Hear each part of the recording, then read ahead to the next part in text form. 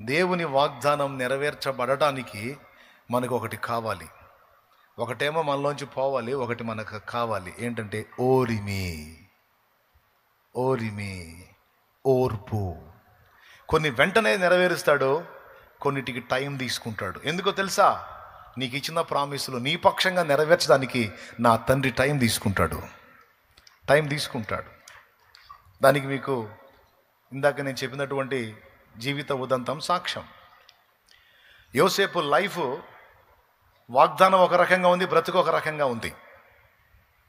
అవునా? కానీ మీరు గమనించండి, ఏ అన్నలైతే యోసేపుని చంపాలని లేదా అమ్మేసేయాలని, వాడిని తండ్రి దగ్గర లేకుండా అడ్రస్ లేకుండా చేయాలని కుట్రబన్నారో, వాళ్ళు చేసిన పని వలననే ఫైనల్గా యోసేపు సింహాసనం ఎక్కాడు. వాళ్ళు ఆ పని చేయకపోతే యోసేపు సింహాసనం ఎక్కేవాడు కాదు. కానీ ఇది వెంటనే జరిగిందా, టైం తీసుకుందా? ఒకసారి మీరు చెప్పండి. సుమారు ఎంత టైం తీసుకుంది? యాకోబు కుమారుడైన యోసేపుకు దేవుడిచ్చినటువంటి స్వప్నం, దాని యొక్క నెరవేర్పుకి సుమారు ఎంత టైం తీసుకుందో తెలుసా? 17 ఏళ్ల ప్రాయములో అతడు అమ్మబడ్డాడు. తర్వాత ఇంచుమించు మళ్ళా 17 ఏళ్ళు దాటిన తర్వాత వీళ్ళు వెళ్ళి మళ్ళా యోసేపుని కలుసుకోవటం జరిగింది.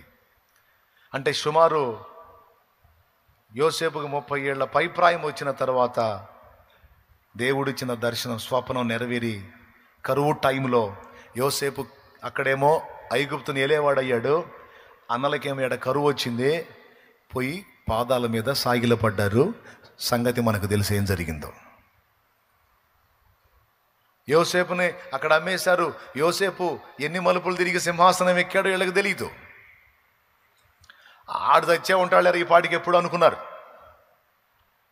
అంటే బానిసగా అమ్మాం కదా, బానిస చేత వెట్టి పనులు చేపిస్తారు, సరిగా చేయకపోతే చంపేస్తారు.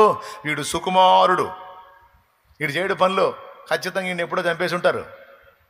ఐగుప్తీయులు మామూలు కాదు, దుర్మార్గులు,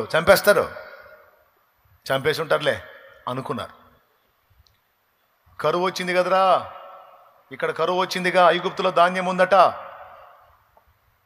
పోయి రూకలు తీసుకొని పోయి ధాన్యం తేండి అన్నాడు యాకోబు కొడుకులతో. పోయారు. ఎవరు మీరు, ఎందుకు వచ్చారు అడిగారు.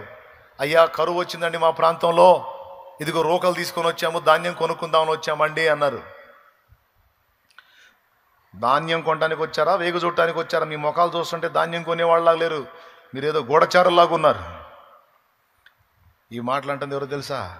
వాళ్ళ తమ్ముడే, వాళ్ళు అమ్ముకున్న తమ్ముడే. వాళ్ళకి తెలీదు. వాళ్ళ కళ్ళ ముందు నిలబడి వాళ్ళు అమ్మినప్పుడు 17 ఏళ్ళోడు, ఇప్పుడు 30 ఏళ్ల ప్రాయం దాటినటువంటి వాడు. ఇంకేం గుర్తుపడతారు? మీసాల గడ్డలు రానప్పుడు అమ్మారు, మొత్తం వచ్చిన ఐగుప్తు గెటప్లో ఉన్నాడు, అసలు గుర్తుపట్టట్లా. అయ్యా ఏలినవాడా, ఇదిగో నీ దాసులమైన మేము అట్టివారము కాము, మేము గూఢచారులము కాము, మా తండ్రికి మేము 12 గురము, మా తండ్రి ఫలానా, మా తండ్రికి మేము 12 గురము, ఒకడు లేడు, ఒకడు చిన్నవాడు, 10 మంది మేము వచ్చాము, మొత్తం 11 మంది ఉన్నాము, ఒకడు లేడు. దేనోడు అడిగిపోయాడు, అడిగిపోయాడు, చెప్పకూడదు లేదు, అడిగిపోయాడు. అమ్ముకున్నాం. ఏం చెబుతారు అమ్ముకున్నాం అని ఎవరికి చెబుతున్నారు? ఒకడు లేడు అని తమ్ముడికే చెబుతున్నారు. మిమ్మల్ని చూసిన డౌట్ వస్తుంది నాకు. లేదు మీరు చెప్పేది నిజం కాదు, నిజము, ఏలినవాడా నిజం, మా మాట నమ్మండి, మొత్తం సాగిలు పడ్డారు. అప్పుడు ఏమైంది? వాగ్దానం నెరవేరింది, స్వప్నం నెరవేరింది, చూపించిన దేవుడు నెరవేర్చాడు. హల్లెలూయా, హల్లెలూయా. వాగ్దానం చేసిన వాడు నమ్మదగిన వాడు. కొంచెం టైం తీసుకుంది అంతే. నిన్ను బాధ పెట్టేవాళ్ళు కొంచెం లైన్లో ఉండొచ్చు. ఇప్పుడు నీకు కూడా టైం వస్తుంది, ఇస్తాడు.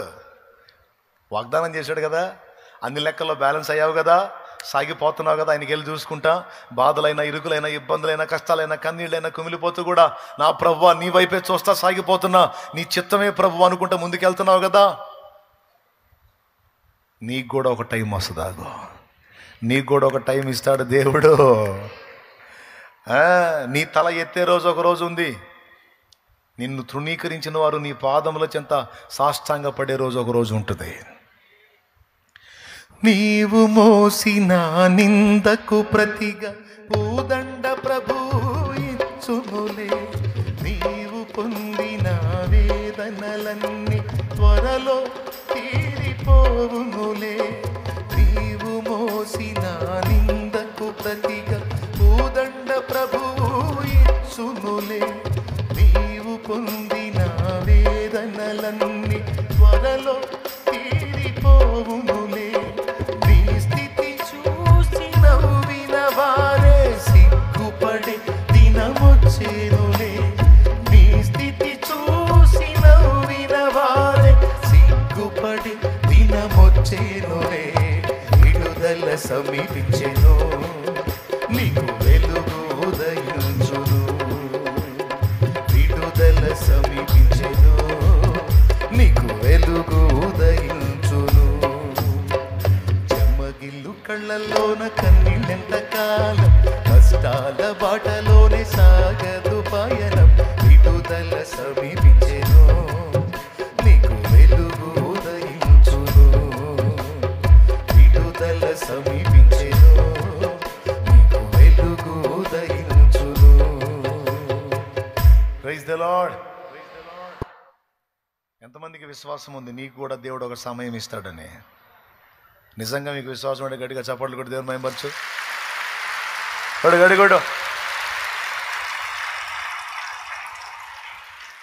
లైవ్లో ఉన్న వాళ్ళకి ఎంతమందికి విశ్వాసం ఉంది? కొట్టు, నువ్వు కూడా కొట్టు. దేవునికి మహిమ. లైవ్లో ఉన్న వాళ్ళు జూమ్లో కనపడుతున్నారు కొంతమంది. అంతే. యోసేపుకి ఇచ్చాడు టైం, దానియేలుకి ఇచ్చాడు టైం, దావీదుకి ఇచ్చాడు టైం. నీకు కూడా ఇస్తాడు సమయం, ఇస్తాడు. ఇప్పుడు తృణీకారాల్లో తిరస్కారంలోనూ ప్రయాణం చేస్తుండొచ్చు. నా తండ్రి నీ తలనెత్తుతాడు. అనేవాళ్ళని అనని, చేసేవాళ్ళని చేయని, ఇబ్బంది పెట్టేవాళ్ళని పెట్టని, తిట్టేవాళ్ళని తిట్టని, ఎగతాళి చేసేవాళ్ళని చేయని, నవ్వేవాళ్ళని నవ్వని. నా ప్రభు వైపు చూడు కన్నీళ్లతో. నా ప్రభు నీకెళ్ళే చూస్తున్నాను నేను. నా లైఫ్ని ఎరిగిన దేవుడవు నువ్వు, నీ వైపే చూస్తున్నాను, నీకు స్తోత్రం అని చెప్పి నా ప్రభుకి వెళ్ళి చూస్తూ యోసేపులాగా ముందుకు సాగిపో. ఒక రోజు వస్తుంది, ఆ రోజు నా తండ్రి నిన్ను ఘనపరుస్తాడు. నిన్ను చూసి నవ్విన వాళ్ళంతా సిగ్గుపడి తలలు దించి నీ ముందు ఒకవేళ సాగిల పడకపోయినా నిన్ను అన్నందుకు వాళ్ళు పశ్చాత్తాపడేటువంటి రోజును నా తండ్రి తప్పకుండా రప్పిస్తాడు. నా లైఫ్లో అది చేశాడు. ఒక విషయంలో కాదు, చాలా విషయాల్లో చేశాడు. సూపర్గా చేశాడు. దేవునికి స్తోత్రం కలుగును గాక. ఇంకా ఇప్పుడు కూడా కొన్ని ఎదుర్కొన్నా వాటికి కూడా భవిష్యత్తులో చేస్తాడు, డౌట్ లేదు అందులో. హల్లెలూయా. ఇప్పటికి ఈ స్థితిలో కూడా కొన్ని అవమానాలు ఎదుర్కొన్నా నా దేవుడు వాటిని చూస్తున్నాడు. నా దేవుడు మర్చిపోయేవాడు కాదు. నేనన్నా వదిలేస్తా, నిన్నన్న మాటలు నువ్వన్నా వదిలేస్తావు, ఆయన వదిలేడు, పట్టించుకొని కూర్చుంటాడు. అనండ్రా అనండి మీ సంగతి చెబుతానని. నువ్వు దులిపేసుకుంటావు, నువ్వు వదిలేస్తావు, మోషే వదిలేసినట్టు వదిలేస్తావు, కానీ దేవుడు వదిలేడు. అహరోను మీరియం తాట తీసినట్టు తీస్తాడు ఒక్కొక్కడు. దాగు. దేవునికి స్తోత్రం కలుగును గాక. హల్లెలూయా. నా తండ్రి ఈ రాత్రి నీతో మాట్లాడుతున్నాడు. నిద్ర కాసి ఆయన దగ్గర కూర్చున్నందుకు నా తండ్రి నీకు ఇస్తున్న ప్రామిస్ ఇది, వాగ్దానం ఇది. నీకు నియమించిన రోజు ఒక రోజు వస్తుంది. ఓపిక పట్టు. వాగ్దానం స్వతంత్రించుకోవడానికి ఓపిక కావాలి, ఓపిక కావాలి. ఎదురు చూడు నా కార్యాల కోసం. ఒకటొకటిగా మొత్తం స్వతంత్రించుకుంటావు. ఎక్కడుంది ఆ మాట? హెబ్రీ పత్రిక చూడండి. మనకు ఓర్పు కావాలనేటువంటి మాట హెబ్రీ పత్రికలో ఉంది. ఒకసారి చూడండి. హెబ్రీ పత్రిక 10వ అధ్యాయం 36వ వచనం. శబాష్, చదువునానా. మీరు దేవుని చిత్తమును నెరవేర్చిన వారై వాగ్దానము పొందు నిమిత్తము మీకు ఓరిమి అవసరమై ఉన్నది. దేవునికి స్తోత్రం కలుగును గాక. వాగ్దానాన్ని స్వతంత్రించుకోవటానికి ఇంకొకటి ఏం కావాలి మనకి? దేవునికి స్తోత్రం కలుగును గాక. ఓరిమి. ఎన్ని చెప్పానండి? ఓర్పు అవసరమా లేదా? మనం హడావిడి పడి వస్త్రంలో చించుకుంటే జరగదు. చూడాలా ఆయన వైపు నిదానించి. నేను అలా దుఃఖపడ్డ రోజులు చాలా ఉన్నాయి. నా చెవులారా నేను తృణీకరించబడ్డ మాటలు విని ఏడ్చుకున్న రోజులు ఉన్నాయి. దేవుని ముందుకెళ్ళి నేను అసలు బతకడం అవసరం అంటావా నాలంటాడు, ఎందుకు ప్రభా నా లైఫ్ అని ఏడ్చుకున్న రోజులు ఉన్నాయి. అంటే వాళ్ళకి తెలియదు, వాళ్ళకి తెలియక కొన్ని మాటలు, పిచ్చి మాటలు మాట్లాడు. అవి నాకేమో హృదయానికి గాయాలు అయిపోయింది. నీకే స్తోత్రం, నువ్వు ఉన్నావు కదా ఏదైనా చెప్పుకోవడానికి, ఏడ్చుకోవడానికి, మొత్తుకోవడానికి. నీ ముందే కూర్చున్నా.